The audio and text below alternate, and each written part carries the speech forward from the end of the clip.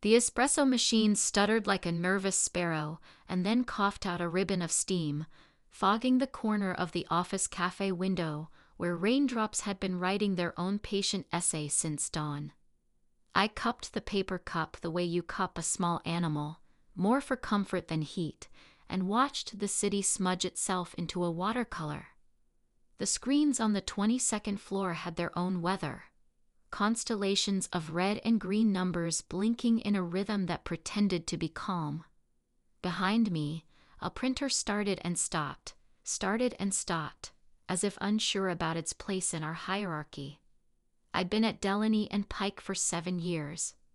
Long enough to know the elevator's particular hum, the sweet spot on the conference room thermostat, the exact time the janitorial crew sang along to an old jazz station somewhere down the hall.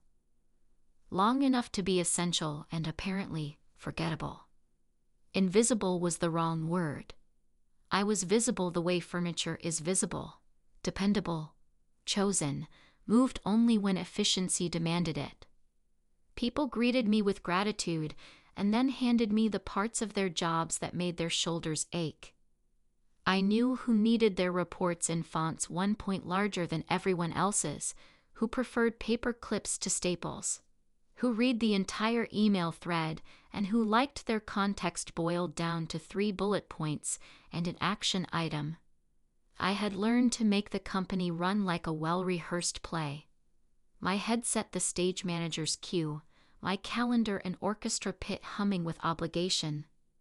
And yet, walking in that morning, umbrella dripping, coat unremarkably black, I had felt the ache familiar to anyone whose competence had outlived their courage. A quiet question of whether this would be it, the steady current, the tidy apartment, the weekends that resembled polite commas. By 9/7, the storm outside slackened to a steady tap that sounded like nervous fingers on glass. At 9/9, my email chimed, and I looked out of habit, bracing for a subject line in all caps. Instead, I saw the company's most carefully used name in the sender field. The CEO didn't write to me. The CEO wrote into rooms I organized and left using doors I unlocked. But there it was, from him, to me, with 1 line inside and no salutation, as if he didn't need them, as if words always clicked into place for him without throat clearing. Dinner. Tonight. I stared at the screen long enough that I planned 5 different responses, and then deleted all of them in the space of a single held breath. I thought about tone and optics and HR and found, buried under the instinct to triage, a small, unreasonable thrill, the kind that lifts your shoulders without permission. I closed the tab and opened the logistics schedule for the Palo Alto site visit, as if the right spreadsheet could undo the email's simplicity. By 9/12, the office had heard that Mason Delaney had arrived early, which is to say someone had seen his car, then his umbrella, then whatever confidence makes its own weather. He had become CEO the previous winter, an appointment that made the glossy magazines purr, a move that half the company called visionary and the other half called desperate. Tempered glass seemed designed for his reflection. Close-cropped hair, a jaw softened by kindness more than time, suits that looked like they remembered better rooms. He had the habit, cultivated or instinctive, of making the person he was speaking to feel like the person who mattered most in a 5-minute radius. I had learned to appreciate the art of it without volunteering for the front row. Leaders like him were constellations. I was content to draw the map. At 10:30, I walked into the weekly portfolio review late enough to be forgettably late. The table had too many elbows, the coffee had cooled into a flavor that only needed a name so we could dislike it together, and the windows were still performing their rain routine the way professionals do, without fuss. Mason stood at the head of the table in the position men like him never have to question. He didn't look at me when I slipped into a chair with a notepad already open to a page that said, in my neat letters, "Cut waste, keep dignity." He talked about margins and runway, and what we tolerated because prediction is a drug. He spoke in a voice tuned for rooms like this, with a legitimacy that came from being able to step into anyone's job long enough to be dangerous. When Daniel from Strategy said, "We need a story," Mason didn't disagree. When Tasha from Design said, "We need a truth," he didn't flinch. He moved through the slides with a kind of respectful impatience that made you want to give him exactly what the data tried, again and again, to give us: certainty. He looked at me when discussion turned to Northport, the acquisition that made bankers glow, and everyone else develop nervous habits. The facility's integration had been my bird's nest to untangle. The rumor was that we had bought brilliance and inherited chaos. He asked what we were doing about the duplication of vendor contracts and the small hemorrhages that no one likes to admit are self-inflicted. I summarized: consolidated orders, renegotiated rates, a single point of contact where there had been 7. I said we were bleeding less, and that it would look like healing if you squinted. People chuckled. He didn't. He nodded, the kind of nod that means you answered what he asked and what he didn't. My pulse did something I could only call pleased. At noon, I walked back to my desk through a corridor that smelled like citrus cleaner and paper decisions. A colleague fell into step beside me long enough to murmur that I looked different today, which, when translated into campus-wide dialect, meant noticed. I ate a salad that tasted like sensible choices and stood to stretch so the ache between my shoulder blades would remember it wasn't owed permanence. At 3:04, the rain eased and the city found its edges again. At 4:17, I deleted 3 drafts of a reply and wrote instead, "Where?" At 4:19, he answered with an address typed without flourish. 7:30. No subject line. No signature block. Airplanes don't need billboards. By 6, the office had thinned. I sat with a small, tactical question of what to wear and the larger strategic question of what to expect. Dinner could be about Northport. Dinner could be about being seen. One version of me wanted to bring a binder. Another version wanted to bring only curiosity and the muscles that had grown soft from disuse. Hope, appetite, trust. The restaurant had windows that loved rain and tables that politely ignored cameras. When I arrived, I saw him sitting with his back to the room, an old-school courtesy that suggested faith. He rose when he saw me and didn't play it surprised that I existed with a body, not merely a calendar that returned appointments on time. He asked, with a tilt of his head, if I wanted red or white, and then ordered sparkling water alongside, as if knowing that both can be true. He didn't reach for my chair. He reached for clarity. He told me, after we had performed the small shared ritual of menus and napkins, that he had sent the email because he had been watching the way I made decisions invisible to the people who benefited most from them. He said he needed me on the task force for Northport, not because I was a woman who could make problems go away, but because I was a person who made sure the right questions were asked before anyone reached for a solution. He said my name like something chosen. I asked why dinner. He said he wanted a conversation that couldn't be scheduled in a 15-minute block and then followed by 6. He said he wanted to hear the parts of my sentences that get edited out in glass rooms. He said that when you run a company you can forget people don't need rescue, they need room. He looked tired when he said it, not with martyrdom, but with the dignity of someone who has been told too many times that they don't get to be tired. We talked about work the way people talk about a child they love and worry about in the same breath. We talked about how people leak without malice, time, trust, secrets, just by being pressed in the wrong shape too long. We talked about why talent leaves and what makes it stay. He asked what I wanted that I didn't already have. The question made me feel more naked than a dress ever could. I said, honestly, that I wanted a room where I didn't need to justify my existence by being useful. He held my gaze and didn't flinch. The waiter brought food that tasted like sunlight remembered. Between courses, something softened. The rain thinned to mist that coated the window like breath.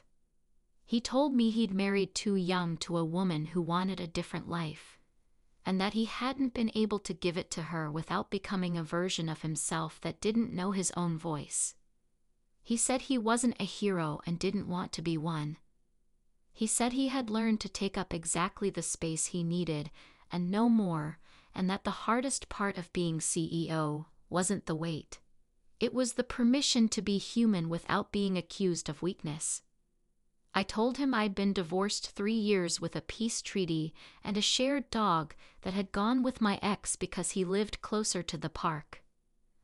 I told him the loneliest hour of my day was the perfectly respectable 8 p.m. when the apartment lights were exactly as I left them and no one had left their glass on the wrong shelf. I said I had stopped painting and pretended I didn't miss the mess. I watched his mouth when I said it, the way it softened on the word miss, and I felt something adjust inside me. A shelf made level. We didn't flirt. We practiced an older art, attention without agenda. The air between us changed not because we fanned it, but because our stories warmed it. When we stood to leave, the city's streets shone like someone had polished them for us. He offered to call a car, and I said I'd rather walk. He didn't insist. He asked if I'd join the Northport working group, or if I needed time to think. I said I needed both. He smiled in a way that didn't count the answer against me. The next day, gossip found a rhythm it liked. I made coffee that tasted like resolve and walked into the office with the kind of posture that says I'm not sorry. I joined the task force and learned quickly that we were sifting through a familiar mess. Duplicated systems, permissions that had been granted in emergencies and never revoked, an old CFO who thought scrutiny was a hobby for people without friends. The work was hard in the way good work is hard. A series of puzzles with human hands behind them. The group met twice a week in a conference room whose glass walls made us look both important and trapped. When we weren't in those meetings, Mason checked in with a discipline that had nothing to do with romance and everything to do with leadership. He asked what I needed. He asked what I feared. He didn't ask what I could endure. He assumed too many women had been praised for endurance, as if it were a virtue and not evidence. I found myself calibrating to his frequency and then resenting it because it made me visible. Visibility is a currency people want until they remember it's also a tax. One night, the building emptied early, end of quarter fatigue, and awards dinner elsewhere. I stayed to close a loop I couldn't bear to leave open. The office smelled like carpet and old emails. I looked up to see him in the doorway with a jacket over his arm and a caution in his face that looked like respect. Permission to leave if I wanted to keep the room mine. He asked if I felt like being dragged into a mess or if I wanted to be spared until morning. I said I had always preferred fresh pain to stale. He told me there was a problem with Northport bigger than messy workflows. A set of invoices didn't match deliveries, and someone had been creative with approvals. It looked like sloppiness at first, and then became malice once you opened the right drawer. I felt the familiar bristle of anger, the kind reserved for crimes committed by people who count on everyone being too busy to notice. He said HR and legal had lines to walk, and that he trusted me to hold a flashlight steady. We stood by the window and watched the city run its late shift in quiet golds, and I felt the shape of the night changing around us. We worked the problem until the shapes told a story. A mid-level manager with access he shouldn't have kept. A second sign-off that wasn't. A vendor who was a friend's friend. A trickle of money siphoned into an account with a name so bland it should have raised flags. It was the sort of betrayal that makes a company turn its head and cough, so it doesn't have to admit it's choking. We made timelines that looked like subway maps. Our fingers brushed when we reached for the same printout, and the contact felt like a door quietly unlocking in a part of the house I'd forgotten. When the building's cooling system yawned into midnight, he asked if I was hungry. We ate the kind of takeout that tastes like survival, and he told a story about sleeping in an airport during a snowstorm, his cheek pressed to the strap of his briefcase, because everyone pretends to be more honest when they're tired. I told him about my first job out of college, the boss who spoke to my resume rather than my face, and the thrill of changing companies as if life were a hallway full of doors you could try until one welcomed you. He said my name the way it's supposed to sound, like a person, not a function. The rumor began 2 days later, a blog post written in the coy, knowing tone of someone who trades in the suggestion of smoke. It didn't name us. It didn't need to. It implied that the Northport fix had a shepherd, and that the shepherd had dinner with wolves. It was the kind of insinuation that eats a reputation in small, gentle bites. HR asked me to come in just to chat. The board wanted assurances that optics would be managed, always optics, as if the heart of the matter were light. In the hallway, 2 junior analysts lowered their voices and then lifted them when I passed, a seesaw of performance. I sat across from HR and told the truth without embroidery. I said I had been invited to dinner with the CEO and that we had discussed work the way 2 people discuss a shared responsibility. I said that if it ever became more than that, I would be the one to declare it, not a third-party gossip site. The HR director, a pragmatic woman who organized her pens by usage, looked at me with something like relief and said she didn't need a confession. She needed my word. I gave it. She asked for a second word, boundaries. I gave those too. The investigation into Northport moved with the caution of a surgeon. We gathered documentation. We held meetings where the air was thinner than it should have been. We kept the circle small. The manager we had identified, Ben, whose calendar was always full and whose smile looked borrowed, was suspended with pay and asked to explain a series of approvals that formed a shape no geometry could justify. He had a story. They always do. It involved confusion and trust, and how sometimes the system makes bad habits look like normal ones. He cried. I didn't want to watch him do it. I did anyway. Then I watched him leave the building carrying a box that had not been designed for the weight of regret. The aftermath wasn't victory, it was housekeeping. We rewrote permissions. We changed thresholds. We sent a company-wide email that called it a realignment of accountability, because corporate language is a polite thief that steals the edges off truth. People took sides. Either we were a family or a machine. I wanted to say we were neither. We were a city, complex, flawed, full of shortcuts and miracles, and corners no one cleans as often as they should. Through all of it, Mason was present in the way leaders claim they will be and then rarely are. He didn't try to be the warmest person in the room. He tried to be the truest. He stopped by my desk once at 8 p.m., when the open floor felt like a train station after the last train, and asked if I had someone to go home to. I said yes, and met myself, and he seemed to understand that this too was a kind of answer. The crisis bulled into a calmer season.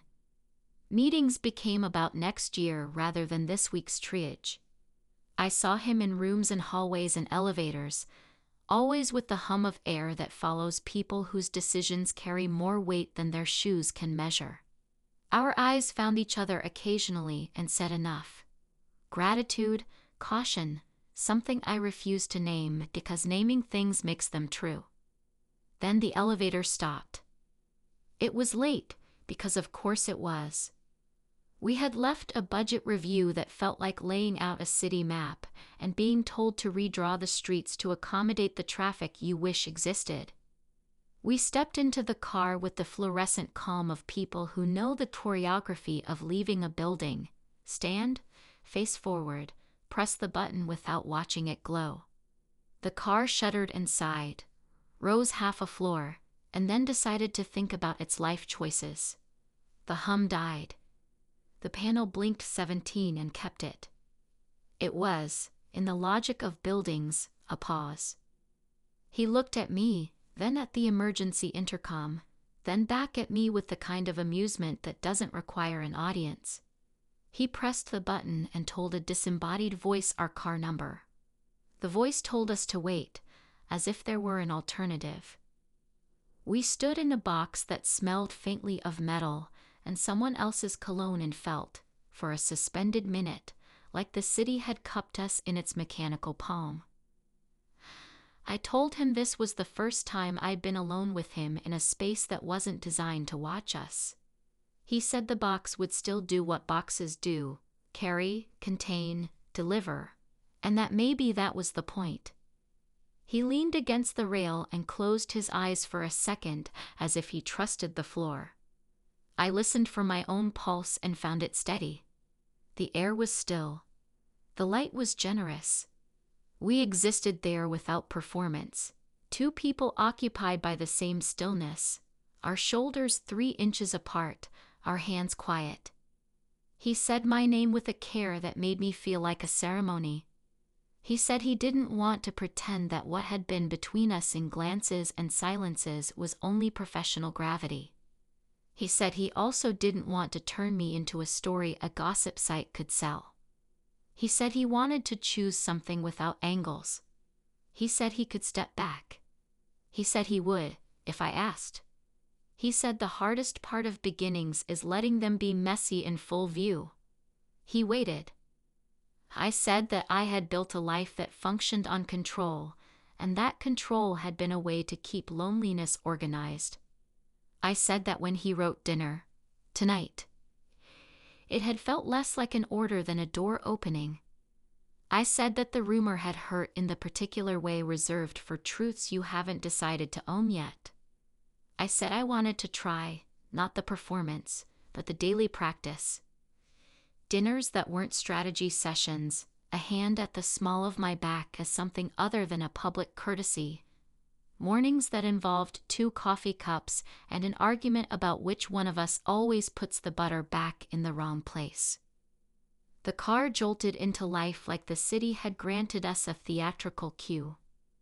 We rose, doors opening onto a floor we didn't need, then closing, then opening again at the lobby, where the security guard lifted a hand in a motion that looked like blessing.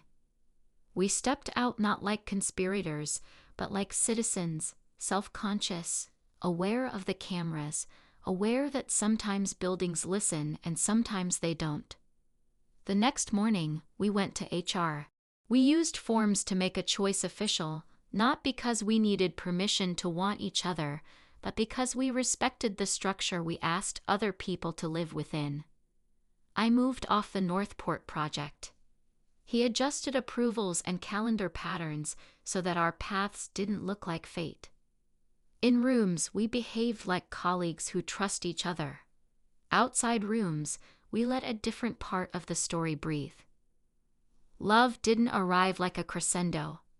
It learned to inhabit the small notes. He cooked as if recipes were suggestions. Garlic more generous than the book allowed. Heat turned down a minute too late, and then forgiven.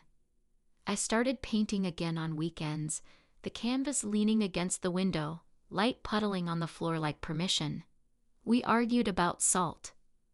We discovered that his record player made Billie Holiday sound like she lived in our living room. On Sundays, I ran my fingers over his collars to check for frayed edges the way my grandmother used to inspect linens for stories of how they'd been used. At work, the city of us kept moving. Northport settled, then bloomed. People went on leave and returned with babies and new haircuts. A man retired. A woman took his job and reconfigured the furniture of the second floor so light found more faces. We lost an account and then gained a client we didn't deserve and worked very hard to deserve them. The blog that had made insinuations moved on to another target. The rumor's echo faded into the general hum. We kept showing up, in glass rooms and dim restaurants and a kitchen where a kettle steamed like a well-kept secret. Months later, a storm arrived the way they do. A forecast that any rational person would have believed and then, somehow, surprise. The office dimmed at 4 and then glowed at 5. The jazz station down the hall found an old trumpet line and fed it to the building like a reminder that somebody, somewhere, was improvising with grace. I stayed late to close the loop on an audit that had begun as a favor and turned into an obligation I cared about. The floor emptied. The printers became a distant heartbeat. Rain performed its tap dance on glass. I looked up when the light changed and found him in the doorway, a question on his face that had become familiar.